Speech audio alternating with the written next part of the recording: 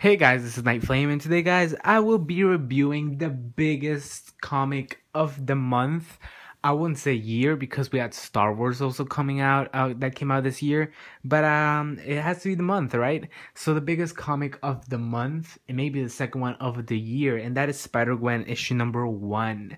I normally get my comics on Friday, and since I went a little overboard with variants for the Spider-Gwen comic, I decided that I was gonna, get a bunch of them. And most of my variants that I ordered were the store variants, which are, the variants store get, because they commission it.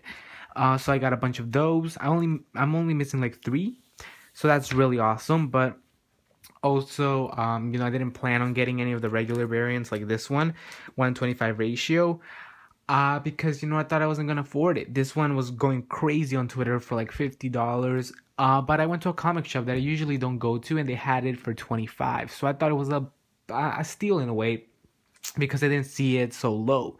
So I got it, and it's a pretty awesome cover by the one and only Christopher Anka.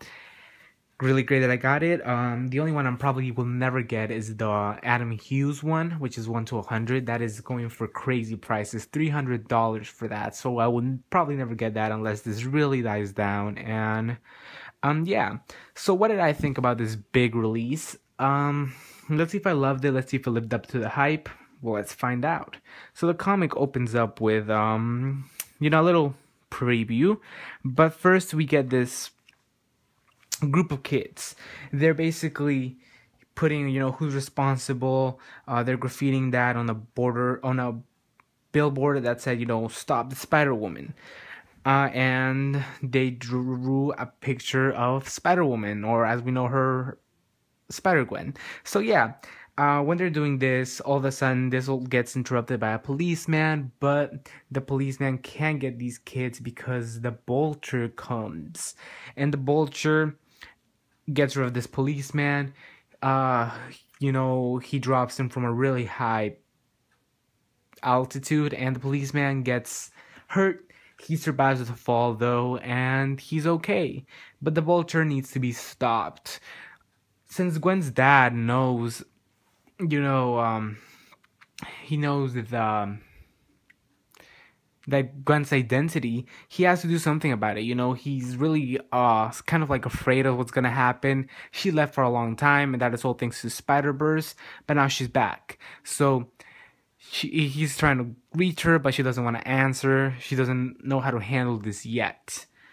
So yeah, while this is happening, Gwen just fights off this like random D-list villain, and you find that many things have changed from like Edge of Spider-Verse to the end of Spider-Verse, and all that time in between, many things happened.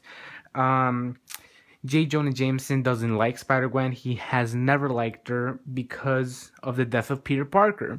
So Spider-Gwen is basically trying to get people's trust. She's trying to get everybody's trust, and she wants to feel like that Spider-Man that the other spiders were for their cities. She wants to be loved and appreciated because she's not a villain. So you can see her journey. You see she finally ends up talking to her dad, and her dad wants her to basically get rid of the vulture so she can get people's trust. We also see cool characters here. Her dad kind of gets taken out as commissioner, and we see Frank Castle take over. Frank Castle from whatever this Earth is.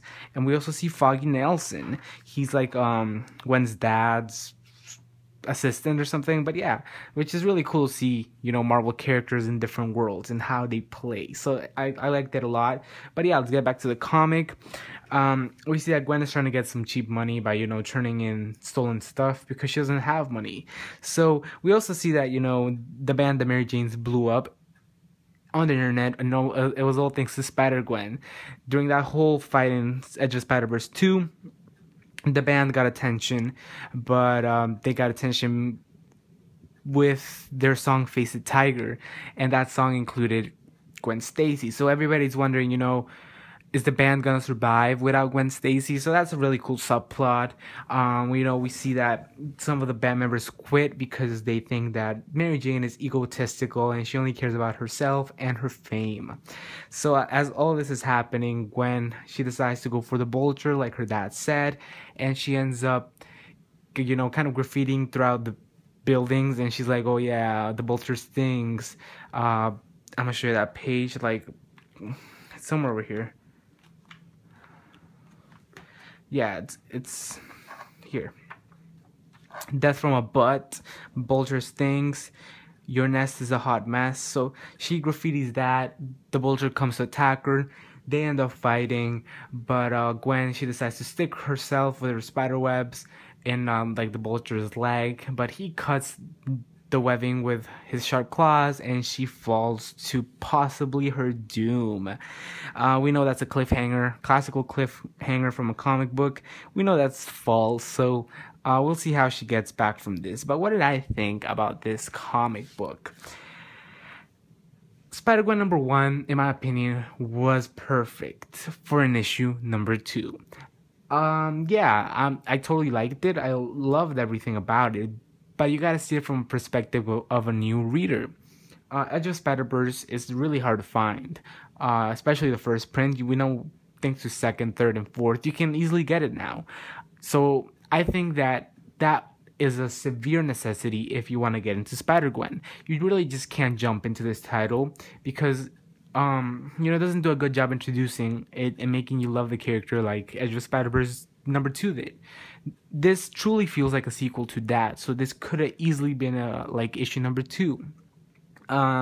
It plays from many factors from Edge of Spider-Verse, so as you can see, that's what happens. I liked it a lot, in my opinion, but that's because I did read Edge of Spider-Verse number 2.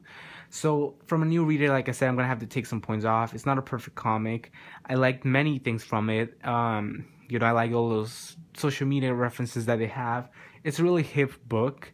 It's a really cool city as well. I like how her dad is basically kind of becoming Commissioner Gordon for Batman. But yeah, it's really cool. I like everything about this issue and the things that it's setting up to be. But the thing that kind of drags it down is that it wasn't like new reader friendly. It wasn't at all. It was just like, oh yeah, we're gonna jump into this world, and you really have to catch up. But you don't get the full payoff unless you read Edge of Spider-Verse 2. So that's, I can't stress it enough.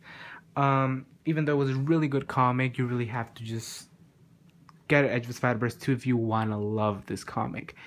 I give it a 9 out of 10. I thought it was amazing. I definitely think you should pick it up, but if you never read Edge of Spider-Verse 2, pick that up along with it so you get the full payoff. But either way, I thought it was good, and I'm excited for things to come. It's still in my pull list. It's a 9 out of 10. That's amazing. Like I said, I loved it, but I understand why people wouldn't. It wasn't reader friendly. So that's the harsh truth. But yeah. 9 out of 10, and that's my score. So thanks for watching, guys. Hope you like this video. Also subscribe to my channel if you haven't done so, and have a nice day, guys. Goodbye.